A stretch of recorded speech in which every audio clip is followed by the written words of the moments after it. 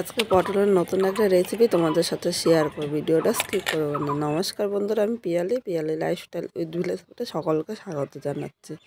তাহলে পটলের এই দুর্দান্ত স্বাদের রেসিপিটা কিভাবে করলাম চলো দেখে নেওয়া যাক। এখানে 7টা পটল নিয়েছি, তোমরা পটলটা এর কম বেশি করে নিয়ে নিতে পারো।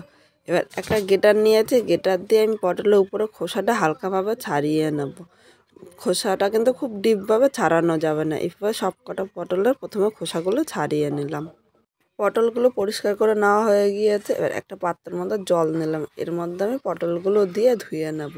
এখন পটলগুলো ধুয়ে আমি কাটার পর কিন্তু পটলগুলো ধোবো না, তাই আপনারা এইভাবে পটলের ছোকাটা ভালো করে ছাড়িয়ে পটলটা ধুয়ে নেবেন। এখন পটলের দুই পাশটা এইভাবে আমি কেটে নেব, কেটে আমি বাদ দিয়ে দিলাম। এবার মাঝখানটা আমি কেটে নেব। আজকে দুই রকমভাবে তোমাদের পটলটা কাটা দেখাবো। মাঝখানে যে বীজটা আছে সেই বীজটা আমি ফেলে দেবো। যারা বীজ পছন্দ করে তারা এই বীজটা কিন্তু রেখে দিতে পারে, আর যারা এই বীজটা পছন্দ করে না তারা এই বীজটা এইভাবে পরিষ্কার করে নিতে পারে।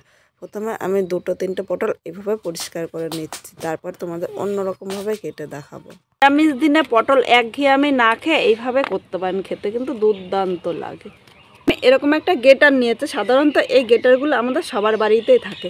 এই গেটার দিয়ে আমি পটলটা এইভাবে গেট করে নেব। যতটা মিহি পারবে পটলটা গেট করে নেবে, আর মিহি গেট করে নিলে পটলটা কিন্তু সুন্দর হবে রান্না। এখন আমি আস্ত পটল নিয়েছি, এইভাবে গেট করে নিতে পারো, আবার তোমরা হাফ করেও কিন্তু গেট করে নিতে পারো। তোমাদের যেটা সুবিধা হয় সেইভাবে তোমরা পটলটা এইভাবে গেট করে নিতে পারো। এখানে সব পটলগুলো গেট করে নেওয়া হয়ে গিয়েছে, আর এরকমই কিন্তু মিহি গেট করে নেবে। এখানে মটর ডালটা আমি ভিজিয়ে রেখেছি 1 ঘন্টা আগে, আর মটর ডালটা দেখো একদম নরম হয়ে গিয়েছে। এবার এই ডালটা আমি পাটায় বেটে নেব।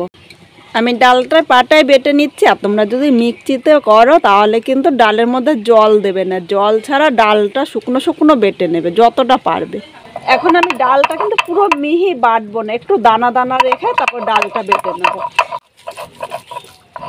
এখানে ডালটা আমি বেটে নিয়েছি, আর ডালটা একবার তোমাদের দেখাচ্ছি। এখানে ডালটা দেখো পুরো কিন্তু আমি মিহি বাটিনি, এইভাবে ডালটা বেটে নিতে হবে। ডালটা আমি একটা বাটির মধ্যে তুলে নিলাম। এবার এই ডালের মধ্যে আমি 2টো লঙ্কা কুচি দিলাম। তোমরা ঝাল যেরকম খাবে সেই হিসাবে লঙ্কাটা নিয়ে নেবে। 1 চামচ ধনিয়ার গুঁড়ো, 1 চামচ জিরের গুঁড়ো, স্বাদ অনুযায়ী লবণ, হলুদ, সবার শেষে দিলাম সামান্য গরম মশলা।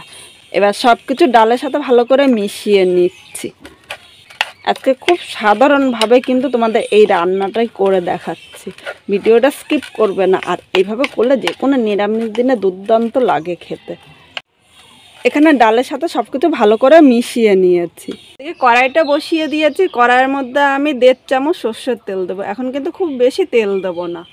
তেলটা গরম হয়ে গিয়েছে, এবার এই জায়গায় আমি 1 চামচ পাঁচফোড়ন সম্বাদ দিয়ে দিলাম। এর সাথে যে পটলটা গেট করে নিয়েছিলাম প্রথমে পটলটাই তেলের উপরে দিলাম। এখন আমি এই পটলের মধ্যে কিন্তু তেল হলুদ কিছুই দেবো না। তেল হলুদ ছাড়া আমি 3 মিনিট পটলটা মিডিয়াম আগুনে রান্না করে নেব। বন্ধুরা, পটলটা 4 মিনিট বলেছিলাম কিন্তু 2 মিনিট ভেজে নিয়েছি। দেখো পটলের থেকে কতটা জল বেরিয়েছে। এর জন্য বলেছিলাম পটলের মধ্যে এখন আমি লবণ দেবো না, কারণ লবণ দিলে পটল থেকে কিন্তু আরও জল বেরোতো। এর মধ্যে আমি সামান্য লবণ দিলাম, খুব বেশি কিন্তু লবণ দেবো না। আর খুব বেশি লবণ দিলে কিন্তু খেতে একদম ভালো লাগবে না। এবার লবণটা নেড়ে চেড়ে আমি মিশিয়ে নিয়েছি। এর সাথে হলুদ দিয়ে দিলাম।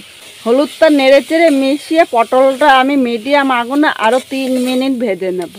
পটলটা কিন্তু এই জলটা পুরো টানিয়ে নিতে হবে। এখানে পটলটা মোট 5 মিনিট ভেজে নিয়েছি। এখন কিন্তু পটলের গায়ে আর জল নেই, পুরো জলটা টেনে নিয়েছে। আর পটলটা কিন্তু দেখো কড়াই থেকে ছেড়ে দিচ্ছে। এই জায়গায় যে আমি মটর ডালটা বেটে রেখেছিলাম এর মধ্যে নিয়ে নিলাম। এবার ডাল ও পটলটা নেড়ে চেড়ে মিশিয়ে মিডিয়াম আগুনে আরও 2 মিনিট আমি কষিয়ে নেব। আর এখন কিন্তু খুব জোরে আগুন দেওয়া যাবে না, তার কড়াইয়ের নিচে দিয়ে লেগে যেতে পারে, তাই মিডিয়াম আগুনে এই কাজটি করতে হবে। পটলের সাথে ডালটা ভালো করে মিশিয়ে এখানে 3 মিনিট কষিয়ে নিয়েছি। এই জায়গায় দেখো কড়াই থেকে কিন্তু ডালটা ছেড়ে দিচ্ছে, মানে এই জায়গায় ডাল ও পটলটা একদম কষানো হয়ে গিয়েছে। এর থেকে কিন্তু আর বেশি টানাবো না। এবার আমি একটা থালার মধ্যে তেল মাখিয়ে নিয়েছি আগে থেকে, থালার মধ্যে আমি তুলে নিলাম। এবার আমি হাতা দিয়ে গরমই কিন্তু করতে হবে, ঠান্ডা হলে কিন্তু এটা শক্ত হয়ে যাবে। আমি একটা চৌকো শেপ দিয়ে নেব। খুন্তি দিয়ে আমার অসুবিধা হচ্ছিলো, তাই হাত দিয়ে আমি এইভাবে করে নিলাম। এবার আমি ঠান্ডা করে নেবো। গরম গরম কিন্তু এটা কাটা যাবে না, গরম গরম কেটে তুলতে গেলে ভেঙে যাবে। কড়াইটা পরিষ্কার করে আবার বসিয়ে আমি তেলটা গরম করে নিয়েছি। এখানে আমি ডুমো ডুমো করে আলু কেটে নিয়েছি। প্রথমে আমি আলুটা ভেজে নেব। এর মধ্যে হাফ চামচ লবণ দিয়ে দিলাম। এবার আলুটা নেড়ে চেড়ে মিশিয়ে 2 থেকে 3 মিনিট ভেজে নেবো, তাহলে আলুটা কিন্তু অনেকটাই নরম হয়ে যাবে। আলুটা 3 মিনিট ভেজে নিয়েছি, আলুটা কিন্তু অনেকটাই নরম হয়ে গিয়েছে। এবার এখানে আমি হলুদ দিয়ে দিলাম। হলুদটা নেড়ে চেড়ে আলুর সাথে আমি আরও 2 থেকে 3 মিনিট ভেজে নেব। হলুদটা দিয়েছি শুধু আলু ভাজার কালারটা সুন্দর হওয়ার জন্য। আর আলুটা আমি হালকা লাল করে ভেজে নিলাম। আলুটা হালকা লাল করে ভাজা হয়ে গিয়েছে, এর থেকে কিন্তু বেশি ভাজবো না। এবার আলুগুলো আমি তুলে নিলাম। এখানে ধোকাটা কিন্তু একদম ঠান্ডা হয়ে গিয়েছে। এবার এরকম একটা ছুরি নিলাম, ছুরির সাহায্যে আমি ধোকাগুলো কেটে নেব। আমি ধোকাগুলো চৌকো সাইজ করে কেটে নিচ্ছি, তোমরা তোমাদের ইচ্ছে মতো করে কেটে নিতে পারো।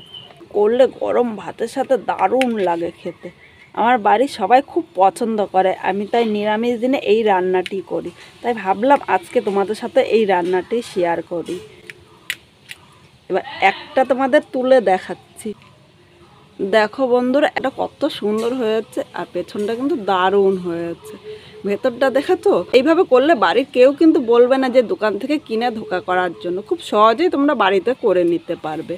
কড়াইতে অনেকটাই তেল রয়েছে, তাই আমি আর আলাদা করে তেল দিলাম না। এবার একটা একটা করে আমি ধোকা দিয়ে দিলাম। উনানের আগুনটা কিন্তু বেশি দেওয়া যাবে না, মিডিয়াম আগুনে ধোকাগুলো ভেজে নিতে হবে। একসাথে আমি সব ধোকা ভাজবো না, একসাথে ধোকাগুলো ভাজতে গেলে তাহলে ভেঙে যেতে পারে, তাই অল্প অল্প করে ধোকাগুলো ভেজে নিতে হবে। ধোকাটা এক পিঠ হালকা লাল করে ভেজে নিয়েছি। এবার উল্টিয়ে এই পিঠটা এইভাবে হালকা লাল করে ভেজে নেব। খুব বেশি কিন্তু ভাজবে না, তাহলে খুব বেশি ভাজলে ধোকাগুলো খেতে ভালো লাগবে না। এখানে ধোকাগুলো ভাজা হয়ে গিয়েছে, এবার আমি ধোকাগুলো তুলে নিলাম। একইভাবে এই ধোকাগুলো আমি ভেজে নেব। এখানে সব ধোকাগুলো ভাজা হয়ে গিয়েছে। এখানে একটা শুকনো লঙ্কা সম্বাদ দিলাম, 2টো তেজপাতা দিয়েছি, আর সামান্য জিরা সম্বাদ দিলাম। এর সাথে একটু হিং দিলাম। যেহেতু নিরামিষ রান্না করছে, আমার মনে হয় হিঙের গন্ধটা কিন্তু দুর্দান্ত লাগবে।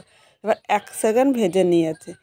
যে মশলাটা করে রেখেছিলাম সেই মশলাটা দিয়ে দিলাম, মানে আদা লঙ্কা ও টমেটো। বাটিতে অল্প মশলা লেগেছিলো, তাই বাটিটা দিয়ে জল দিয়ে দিলাম। এবার মশলাটা আমি কষিয়ে নেব যতক্ষণ না মশলা থেকে কাঁচা গন্ধটা চলে যাচ্ছে। আর মশলা থেকে কাঁচা গন্ধ না গেলে মশলাটা কিন্তু একদম ভালো লাগবে না পরে। মশলাটা 4 মিনিট কষিয়ে নিয়েছি। মশলার থেকে দেখো তেল ছেড়ে দিয়েছে, আর একটা ভাজা গন্ধও ছেড়েছে। এবার একে একে আমি গুঁড়ো মশলাগুলো দিয়ে দেব। হাফ চামচ জিরের গুঁড়ো দিয়েছি, যতটা জিরের গুঁড়ো নিয়েছি তার হাফ আমি ধনিয়ার গুঁড়ো দিলাম। হলুদ, স্বাদ অনুযায়ী লবণ। এখানে আমি লবণটা সামান্য কম দিলাম, কারণ ধোকাটা আমি ভাজার সময় একবার লবণ দিয়েছিলাম, আর ডালটা মাখার সময় আলাদা করে লবণ দিয়েছিলাম, তাই কিন্তু খুব বেশি লবণ দেবো না। এবার দিলাম কাশ্মীরি লঙ্কার গুঁড়ো। এই লঙ্কার গুঁড়োটা তোমরা স্কিপও করতে পারো, এটা কিন্তু ঝালের জন্য না, শুধুমাত্র কালারের জন্য দিয়েছি।